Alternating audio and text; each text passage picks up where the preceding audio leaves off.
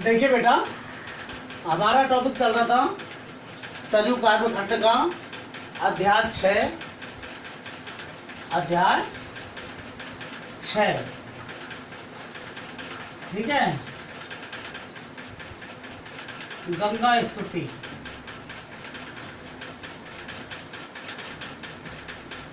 गंगा स्तुति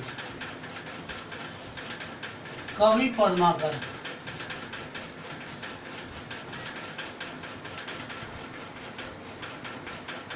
दो पद हमने कल पढ़े थे। अगला पद देखिए, अगला कविता है कवि पद्माकर गंगा की महिमा का बखान करते हुए, गंगा स्तुति करते हुए कहते हैं, पूरम पे कोल कोल पे शेष कुंडली है, कुंडली पे फैव फैल सुफन हजार की, कहे पद्मा करे त्योपन पे फवी है, भूमि भूमि पे फवी है, तेरे जिते पहाड़ की, रजत पहाड़ पर शंभु सूर्य नायक है, शंभु पर ज्योति जटा झूठ है अपार की, शंभु जटा झूठन पे चंद की छूटी है छटा, चंद की छटान पे छटा है गंगाधार की।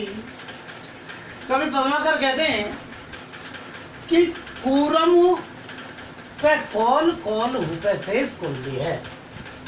कूरम कहते हैं कछुए को, इसको कहते हैं कछुए को, और कौल कहते हैं वराह को, वरा अर्थात सुअर, और शेष मतलब शेषनाग। तो जो है कवि पद्माकर कहते हैं कि कछुए के ऊपर जो है, कच्छप के ऊपर कौन स्थित है? वराह स्थित है। कूरम पे कौल, यानी कछुए के ऊपर कौन स्थित है? वराह, वराह अर्थात सुअर, वराह स्थित है। कौल हु पे शेष कुंडली है, और कौल के ऊपर यानी वराह के ऊपर शेषनाग की कुंडली है। शेषनाग के कौल के ऊपर, वराह के ऊपर किसकी कुंडली है?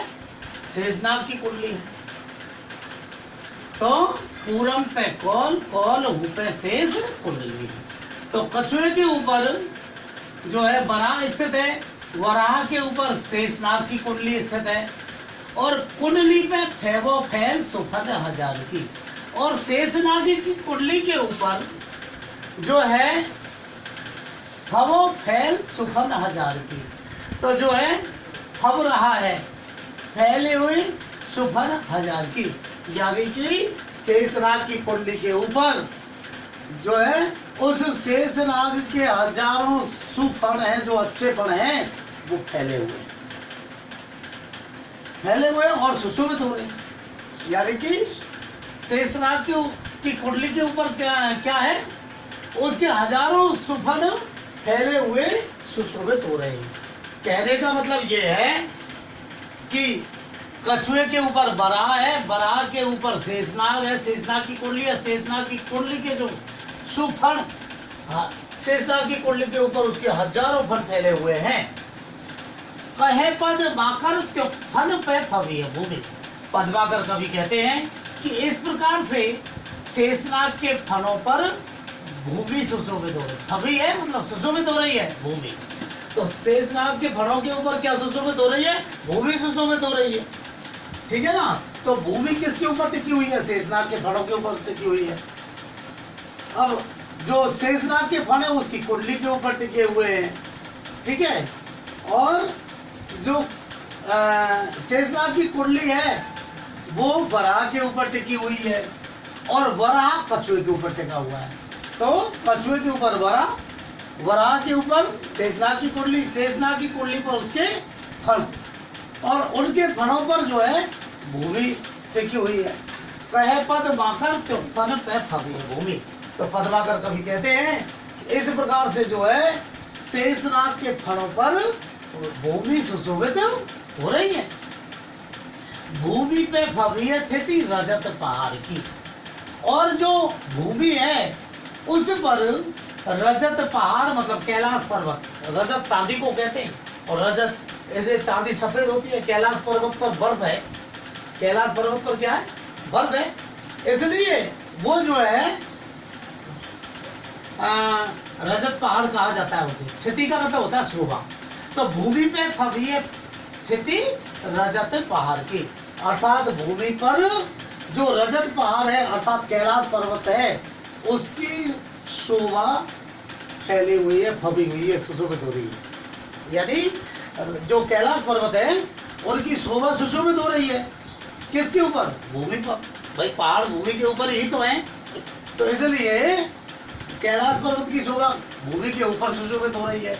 रजत पहाड़ पर शंभु सूर्य नायक है, और जो कैलाश पर्वत है उस पर शिव जी देवताओं के नायक हैं। सूर्य यानी देवता और नायक यानी जो है नायक नेता। तो रजत पहाड़ पर शंभु सूर्य नायक है, अर्थात इस कैलाश पर्वत पर शिव जी देव नायक हैं, और यानी देवताओं में सामान्य है। शंभु पर ज्योति जटा जूट है अपार की, और शिव जी के ऊपर शंभु पर ज्योति यानी चमक या प्रकाश जटा जूट है अपार की, यानी कि जटा जूट शिव जी के ऊपर उनकी जटा जो जूटों की अपार चमक फैली हुई है। शिव जी के ऊपर शिव जी की जो जटाएं हैं उनकी अपार चमक फैली हुई है, उनकी ज्योति फैली हुई है।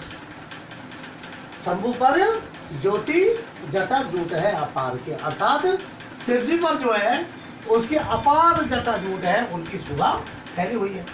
शंभु जटा जूटन पे चंद की छूटी है छटा, और शिव जी की जो जटा जूट है उन शिव जी की जटा जूटों के ऊपर चंद्रमा की छटा छूट रही है। चंद्रमा की प्रकाश, चंद्रमा की किरणें जो है फैल रही है। तो शंभु जटा जूटन पे चंद की छूटी है छटा, यानी शिव जी की जटा जूटों के ऊपर चंद्रमा की छटा फैल रही है, सुशोभित हो रही है। और चंद्र की छटान पे छटा है गंगाधार की, और चंद्रमा की जो छटा है उस पर क्या यानी चंद्रमा की जो छटा है, चंद्रमा की शोभा है, उसके ऊपर किसकी शोभा है? गंगाधार की। चंद्र की छटान पे छटा है गंगाधार की, अर्थात चंद्रमा की जो छटा है, जो शोभा है, उस पर गंगा जी की धारा की शोभा स्थित है। यानी कि गंगा जी की धारा जो है सबसे ऊपर हुई, गंगा जी की धारा सबसे ऊपर हुई। तो यहाँ कवि ने जो है गंगा की धारा को सर्वश्रेष्ठ और सबसे ऊपर माना। इस प्रकार से गंगा जी की उन्होंने स्तुति की है, जिसमें उन्होंने कहा कि जो है कछुए के ऊपर बराह स्थित है, बराह के ऊपर शेषनाग स्थित है, शेषनाग के ऊपर भूमि स्थित है, और भूमि के ऊपर कैलाश पर्वत स्थित है, कैलाश पर्वत के ऊपर जो है शिव जी स्थित है, शिव जी के ऊपर उनकी जटाएं सुशोभित हो रही है, जटाओं के ऊपर चंद्रमा की छटा सुशोभित हो रही है, और चंद्रमा की छटा के ऊपर गंगा जी की छटा। तो गंगा जी की छटा जो है, गंगा जी की जो शोभा है वो सबसे ऊपर हुई। तो इस प्रकार से गंगा जी को उन्होंने सर्वश्रेष्ठ माना है। तो इस प्रकार तो हे गंगा मैया, आप जो है सब में इस स्वर्ग से, पृथ्वी से लेकर के और आकाश लोक तक सबसे श्रेष्ठ है। इस प्रकार से इसमें अनुप्रास, प्रलुप्ति प्रकाश और कारण वाला अलंकार है। कौन कौन से? अनुप्रास, प्रलुप्ति प्रकाश और कारण वाला अलंकार है। कवित्व संदेह विशेष में लिखने के लिए बात है। कवित्व संदेह, अनुप्रास, प्रलुप्ति प्रकाश, कारण वाला अलंकार है, रीति काल की रचना है, ठीक है ना। और इस प्रकार से इसमें जो है प्रसाद गुण है और कुछ माधुर्य गुण की भी झलक है। अब आप देखिए दूसरा कवित्व, मतलब ये तीसरा कवित्व हो गया। अब चौथे कवित्व को हम देखते हैं। इसमें कवि कहते हैं, कह दो तेहु लोक की श्रृंगार की विशाल माल, कह दो जगी जग में जमाती तीर्थन की, कहे पद्मा कर विराज सूर्य सिंधुधार, कह दो दूध धार कामधेनु के थनन की, भूपति भगीरथ के रथ को जुलूस, कह दो प्रगति तपस्या, कह दो पूरी जनु जन की, कह दो कचूरा के राका पर इलाका भारी भूमि सला कभी पता का पुण्य गण की। जो है कभी कहते हैं कि हे गंगा मैया, कैदों का मतलब दो अर्थ होते हैं। कैदों का अर्थ होता है या तो, और या फिर अर्थ होता है इसका मानो। मानो यहाँ अर्थ दिया गया है मानो, इसीलिए उत्प्रेक्षा अलंकार है, ठीक है ना, इसीलिए इसमें उत्प्रेक्षा अलंकार है। यहाँ जहाँ भी कैदो कैदो कहा है तो कभी कहते हैं कि कैदो तिहु लोक की श्रृंगार की विशाल मान। हे गंगा मैया, मानो तुम तीहू लोक मतलब तीनों लोकों की, तीनों लोक कौन से, स्वर्ग लोक, पृथ्वी लोक और पाताल लोक। तो मानो तुम तीनों लोकों के श्रृंगार की विशाल माला हो। क्या हो? तीनों लोगों के श्रृंगार की विशाल माला हो। अब गंगा जी को तीनों लोगों के श्रृंगार की विशाल माला क्यों कहा है? क्योंकि ऐसा माना जाता है कि गंगा जी स्वर्ग से आई है, पृथ्वी लोक पर आई है, और पृथ्वी लोक से पाताल लोक में चली जाती है। तो इसलिए मानो तुम जो है तीनों लोगों के श्रृंगार की विशाल माला हो। कह दो जगी जग में जमाती तीर्थन की, या फिर मानो आप जो है इस संसार में, जग में मतलब इस संसार में तीर्थों की जमाती यानी समूह के रूप में जगी हो, यानी उत्पन्न हुई हो। मानो, या फिर तुम मानो इस संसार में तीर्थों की समूह के रूप में उत्पन्न हुई हो या जगी हो। किसके रूप में? तीर्थों के समूह के रूप में। जमाती कहते हैं समूह को, ठीक है ना, जमाती किसको कहते हैं? समूह को। जगी हो मतलब उत्पन्न हुई। या फिर आप मानो इस संसार में तीर्थों के समूह के रूप में उत्पन्न हुई हो। मानो, या तो तुम मानो क्या हो, तीनों लोगों के श्रृंगार की विशाल माला हो, या मानो आप जो है इस संसार में तीर्थों के समूह के रूप में उत्पन्न हुई हो। कहे पद माकर विराज सुर सिंधुधार। पद्माकर कवि कहते हैं कि या तुम मानो इस जो है यहाँ सुर सिंधु की धारा के रूप में विराज रही हो। सुर सिंधु की धारा अर्थात सुर यानी देवताओं का, सिंधु यानी सागर। देवताओं का सागर किसे कहते हैं? क्षीर सागर को। किसको कहते हैं? क्षीर सागर। तो मानो तुम जो है क्षीर सागर की धारा के रूप में विराज रही हो। किसके रूप में? क्षीर सागर की धारा के रूप में विराज रही हो। कह दो दूध धार कामधेनु के थनन की, अथवा तुम जो है कामधेनु गाय के थनों के दूध की धारा के रूप में बह रही हो। किसके रूप में बह रही हो? कामधेनु गाय के थनों के दूध की धारा के रूप में बह रही हो। कह दो दूध धार कामधेनु के थनन की, अथवा हे गंगा मैया आप कामधेनु गाय के दूध की थनों के दूध की धारा के रूप में बह रही हो। मतलब आप जो बह रही हो वो क्या हो, ये बताने का प्रयास किया कवि ने। या तो तुम तीनों लोगों के श्रृंगार की विशाल माला हो, क्योंकि गंगा जी स्वर्ग से आई है, पृथ्वी लोक पर आई है, और जो है पाताल लोक तक चली गई, ठीक है। और या फिर तुम जो है संसार में जो है तीर्थों के समूह के रूप में उत्पन्न हुई हो।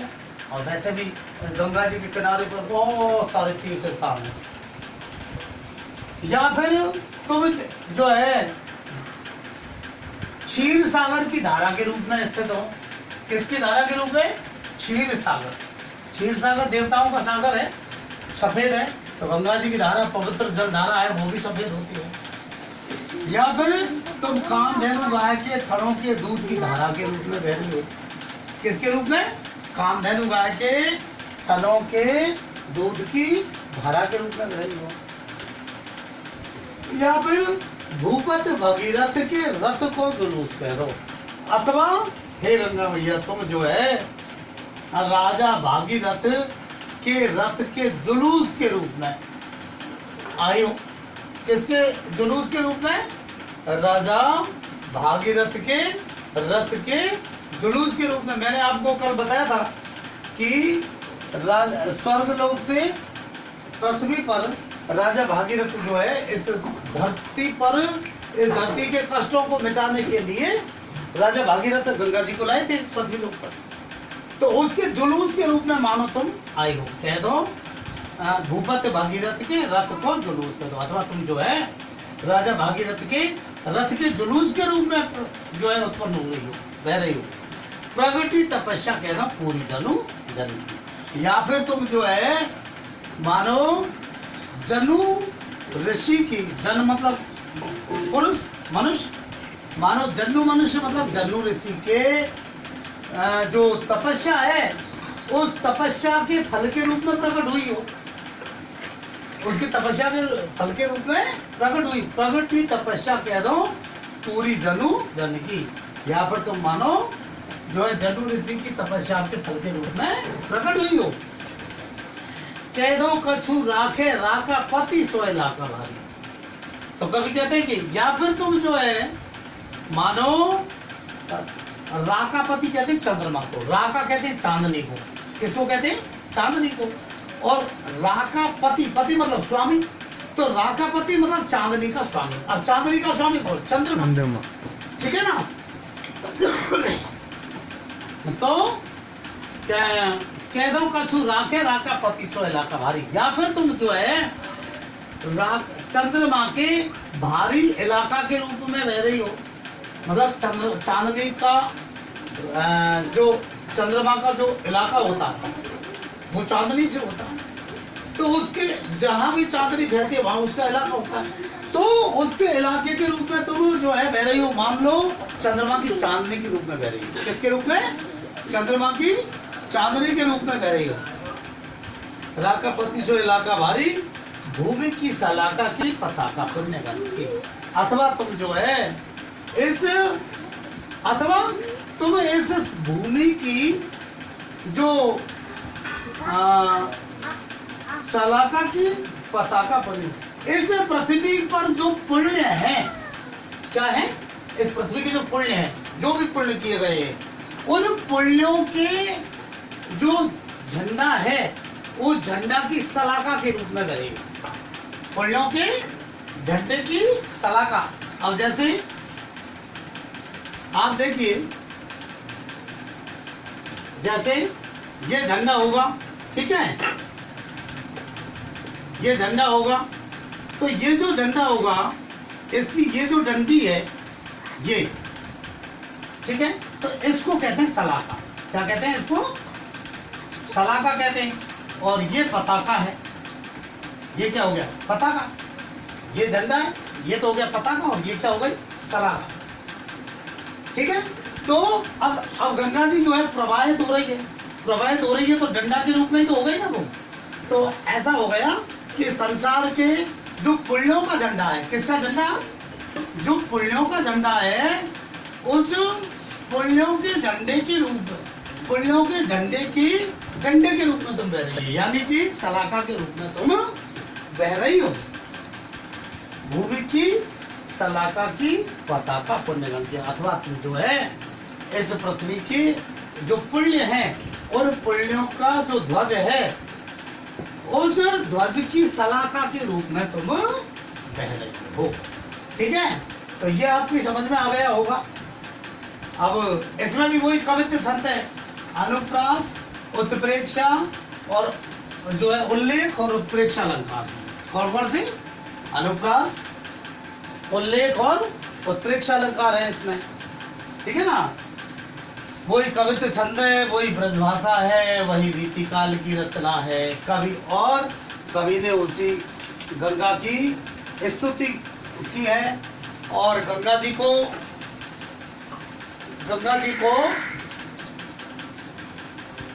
विशेष रूप से जो है अनेक प्रकार के स्थान दे करके, अनेक प्रकार की उनकी कल्पनाएं, या यूँ समझिए कि अनेक प्रकार के उसके उपमान दे करके और गंगा को बताने का गंगा जी की स्तुति करने का प्रयास किया है। ठीक है, अब आप देखिए तीसरा कवित्व। तीसरे कवित्व में कवि कहते हैं, कर्म को मूल तन, तन मूल जीव जग, जीवन को मूल अति आनंद ही धारिबो। कहे पद मा करे जो आनंद को मूल, राज राज मूल केवल प्रजा को भोन भरिबो। प्रजा मूल अन्न सब, अन्नन को मूल मेघ, मेघन को मूल एक यज्ञ अनुसरिबो। यज्ञन को मूल धन, धन मूल धर्म, अरु धर्म, धर्म मूल गंगा जल बिंदु पान करबो। तो जो है कवि कहते हैं कि कर्मों की जड़ होती है, होता है शरीर। कर्मों का जड़ होता है क्या? शरीर। यानी कर्म शरीर के बिना नहीं बन सकते। किसके बिना नहीं बन सकते? शरीर के। भाई जब तक मैंने आपको बताया we can not any work without our body. हम हमारे शरीर के बिना कोई भी कार्य नहीं कर सकते।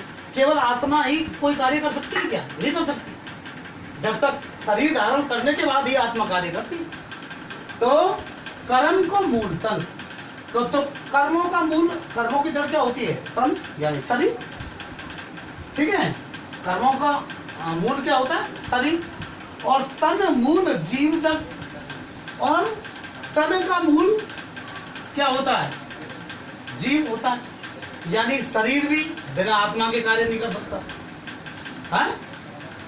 हम ये जानते हैं our body is not activate without our soul. हमारा जो शरीर है वह हमारी जीव के बिना, हमारी जीवात्मा के बिना क्रियाशील नहीं होता है। क्या नहीं होता है? क्रियाशील नहीं होता है। No activities without our soul. हमारी आत्मा के बिना हमारे शरीर की कोई गतिविधि या क्रियाविधि नहीं होती है। क्या नहीं होती है? हमारे शरीर की कोई गतिविधि या क्रियाविधि नहीं होती है। ठीक है ना? तो कर्म को मूल तन, तन मूल जीव जन। हमारे जो है कर्म, तो इस प्रकार से कर्म का मूल क्या हो गया? शरीर हो गया। और शरीर का तन मूल जीव जग। भाई कर्म का मूल है हमारा शरीर। कर्म तभी होंगे जब हमारा शरीर होगा। और तन मूल जीव जग। तन का जो यानी शरीर का जो मूल है वो जीव है इस संसार में। क्यों? क्योंकि जब आत्मा शरीर को छोड़ देती है तो उसको जला जाते हैं, उसका कोई महत्व नहीं है, जला जाते हैं। तन मूल जीव जग, जीवन को मूल अति आनंद ही धारवो। तो और जीव का मूल क्या है? अत्यधिक आनंद प्राप्त करना। क्या प्राप्त करना? अत्यधिक आनंद प्राप्त करना। जीवन को मूल, जीव का मूल क्या है? जीव का मूल तत्व क्या है? अति आनंद ही धारवो, अत्यधिक आनंद प्राप्त करना। हर जीव ये चाहता है कि मुझे ज्यादा से ज्यादा सुख मिले। कोई जीव ये चाहता है कि मुझे दुख मिले। तो जीवन को मूल अति आनंद ही धारो। कहे पद माकर जो आनंद को मूल राज। पद्माकर कवि कहते हैं कि आनंद का मूल है राज। समझ लीजिए आप भली भांति कि आनंद प्राप्त जब ही होता है जब हमें शासन मिल जाता है। आप लोग नौकरी लग जाएंगे तभी आनंद प्राप्त होगा, और नहीं तो यही मेहनत मजदूरी करते रहेंगे। और जो है तुमको मिनिमम इनकम होगी, हो तो हो, नहीं हो तो नहीं हो, जीवन तुम्हारा सुरक्षित नहीं, आनंद नहीं। ठीक है, तो कहे पद माकर जो आनंद का मूल राज। पद्माकर कवि कहते हैं, इतनी पहले पद्माकर ने भी कह दिया, देख लो। तो पद्माकर कवि कहते हैं कि आनंद का मूल है राज प्राप्त करना, शासन प्राप्त करना। यानी शासन से ही आनंद प्राप्त हो सकता है। और राजमूल केवल प्रजा को भोन धर्म। और राज यानी शासक का जो मूल कर्तव्य है, राजा का जो मूल कर्तव्य है वो क्या है? प्रजा को भोन, भोन मतलब भवन यानी घर, धर्मो यानी शासक का मूल कर्तव्य होता है प्रजा को के घरों को भरना, अर्थात प्रजा को समृद्ध बनाना। शासक का मूल कर्तव्य क्या होता है? प्रजा को भवन भरना, मतलब प्रजा के घर को भरना, घरों को भरना यानी प्रजा को समृद्ध बनाना। शासक का मूल कर्तव्य होता है अपने घर को भरना, ही उसका मूल कर्तव्य नहीं होता। हमारे यहाँ पहले राजा महाराजा आदर्श राजा हुआ करते थे। आप राजा हरिश्चंद्र को देख लीजिए, राजा राम की बात कर लीजिए। राजा राम के बारे में कहा जाता है, चौपाई है, दैहिक दैविक भौतिक तापा राम राज्य का राम के श्री राम के राज्य में दैहिक शारीरिक दैविक जो है दैवीय आपदाएं और भौतिक यानी सांसारिक किसी प्रकार की कोई मुसीबत नहीं हुई तो राजा का एक कर्तव्य होता है कि वो अपनी प्रजा को समृद्ध बनाए। तो राजमूल केवल प्रजा को भवन भरो। तो राजा का मूल कर्तव्य क्या होता है? प्रजा के घरों को भरना।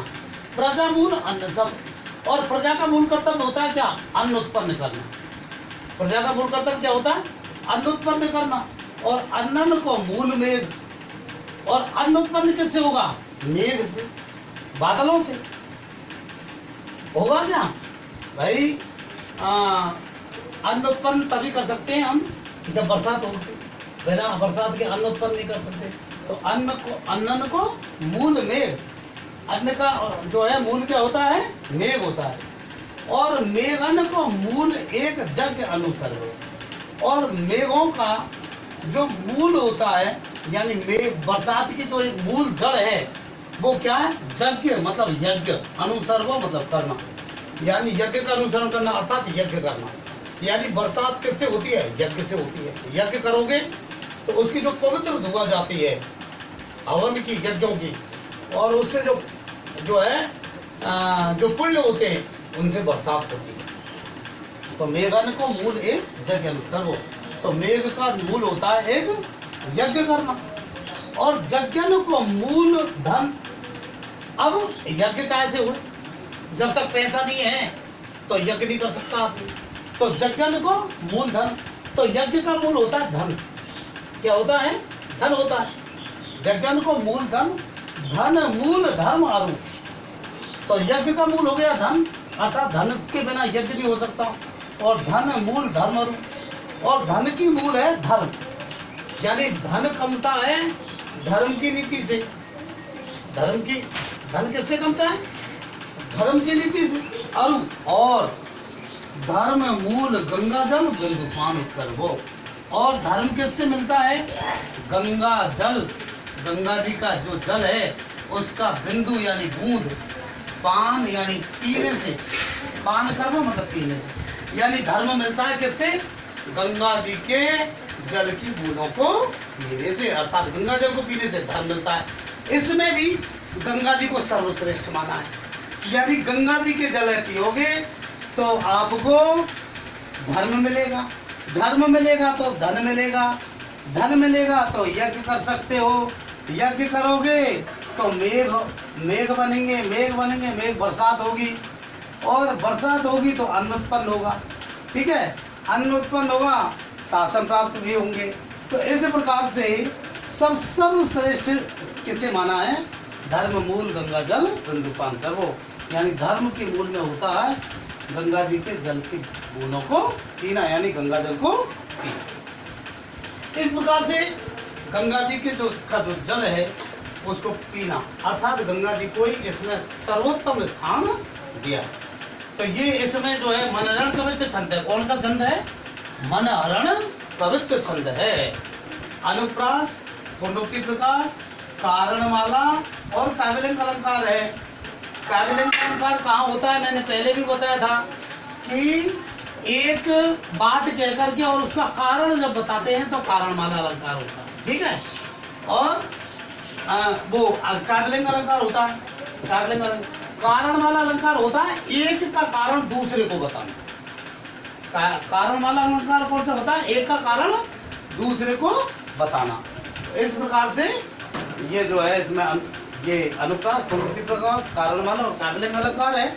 मनहरण कवित्व छंद है, वही रीतिकाल की रचना है। और इस प्रकार से गंगा जी को सर्वोत्तम स्थान दे करके और गंगा स्तुति की है कवि ने। इस प्रकार आज के लिए हम इतना ही पढ़ेंगे, इसके बाद में कल।